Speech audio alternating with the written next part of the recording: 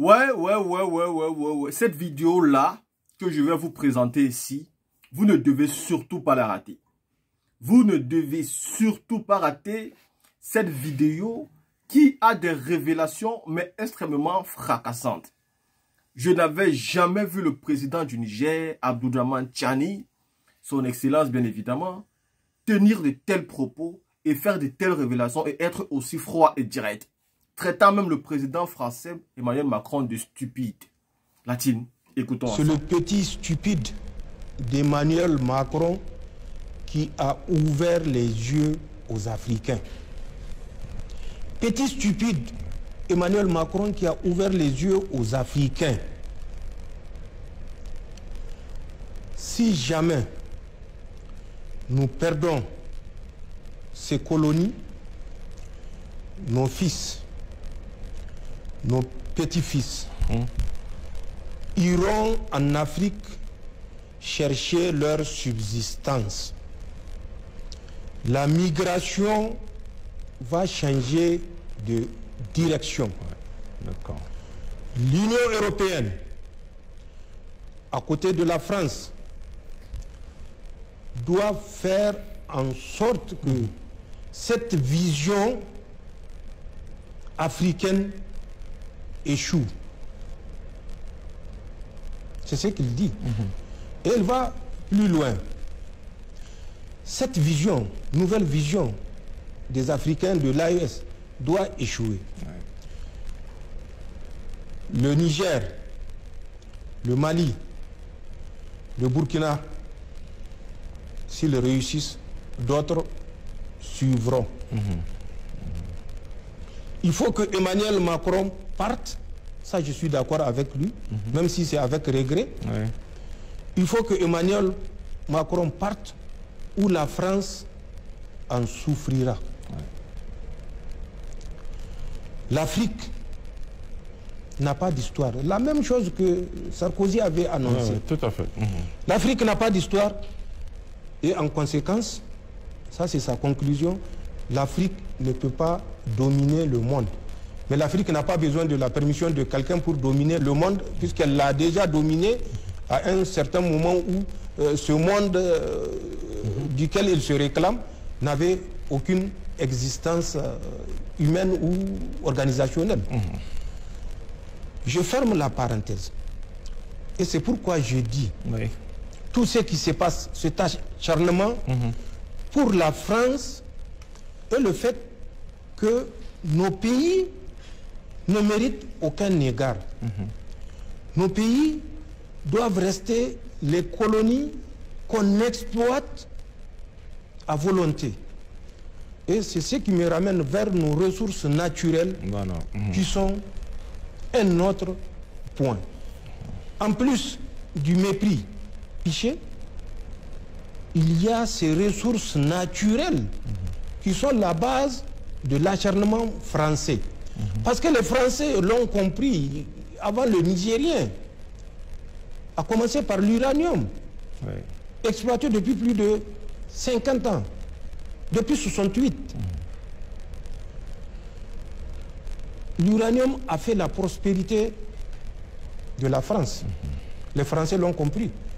Mais l'uranium a fait la misère et la mort des Nigériens.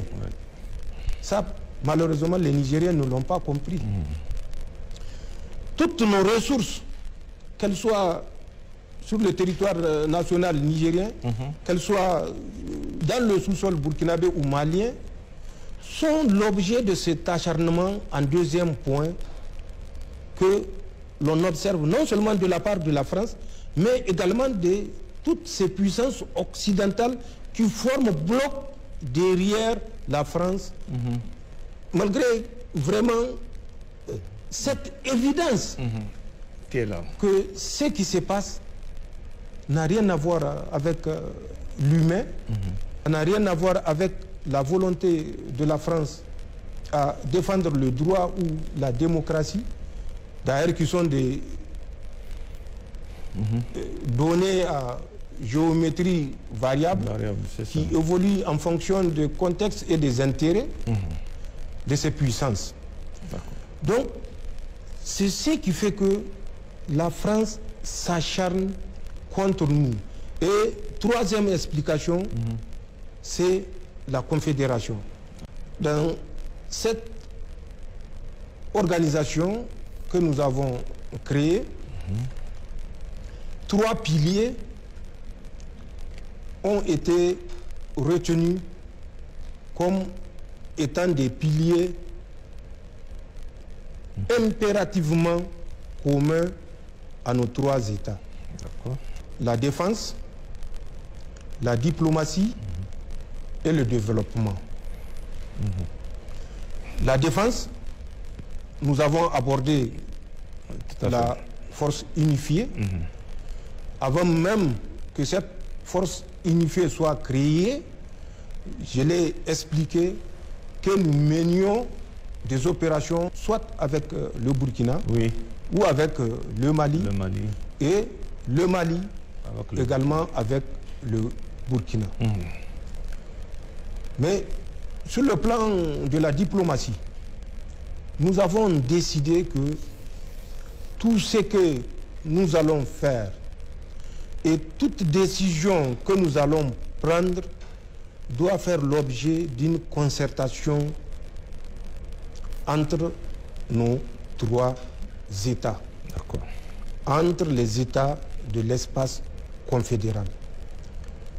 Le développement, qui est le troisième pilier, vous l'avez suivi récemment avec la création de la Banque d'investissement et de développement, donc la Banque confédérale d'investissement et de développement. Cette banque, dont le capital est estimé à plus de 300 milliards, sera constituée par les efforts propres, endogènes des États de la Confédération. Donc, c'est pour vous dire que, et sur le plan défense, sécurité, et sur le plan diplomatie, et sur le plan développement, les États de la Confédération s'activent et c'est une réalité. Nous ne sommes pas restés dans la théorie stérile. Car comme le dit un sage, quand vous finissez d'écouter cette vidéo-là, vous-même, est-ce que vous n'êtes pas fier d'être africain? Est-ce que vous n'êtes pas fier du combat mené aujourd'hui dans l'AES? Est-ce que vous n'êtes pas heureux au fond de vous, quand bien même vous n'êtes ni Nigérien, ni Malien, ni Burkinabé? Est-ce que ça ne vous plaît pas de voir que nous avons enfin des présidents consensueux, des présidents soucieux de nos intérêts, des présidents véritablement amoureux de leur peuple, de leur terre et de leur histoire? Oui, les mêmes choses que Nicolas Sarkozy a fait sont les mêmes qu'Emmanuel Macron fait. Mais seulement lui, Macron, c'était un jeune. Quand il est arrivé au pouvoir, il est encore jeune aujourd'hui. Il n'a même pas encore 50 ans. Mais c'est lui qui a décidé de manquer le respect à tous les dirigeants de l'Afrique. Nous nous souvenons qu'il était parti au Cameroun. La façon dont il avait humilié le président camerounais, qui alors aujourd'hui a plus de 95 ans, si je ne me trompe pas. Plus de 95 ans. Et il se faisait humilier par un jeune qui avait moins de 40 ans. Emmanuel Macron est allé jusqu'à dire que nous n'avons pas d'histoire. Donc on ne peut pas avoir une histoire sans eux. Pourtant, on a existé sans vous. Même si vous nous avez tenus en esclavage pendant plus de 400 ans, mais nous avons existé sans vous. Et l'Afrique a eu les hommes les plus riches du monde. Ils avaient des fortunes incommensurables. Oui, de l'or à flot. Du pétrole, du gaz, on avait tout à flot et on n'avait pas besoin de vous.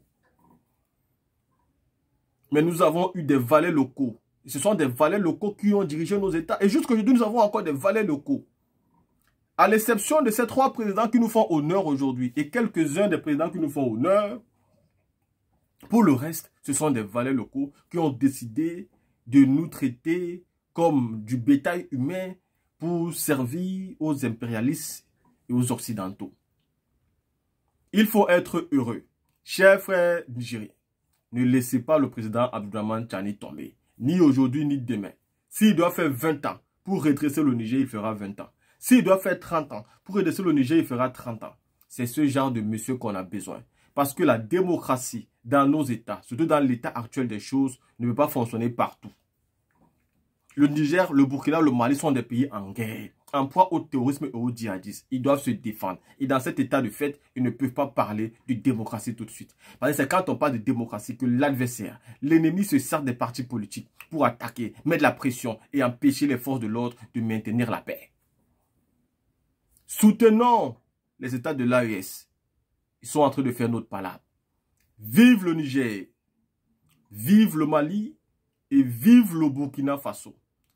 Vive enfin toute l'Afrique entière, dont nous souhaitons l'éveil des moralités et des consciences le plus vite possible pour entrer dans la concurrence du développement du monde.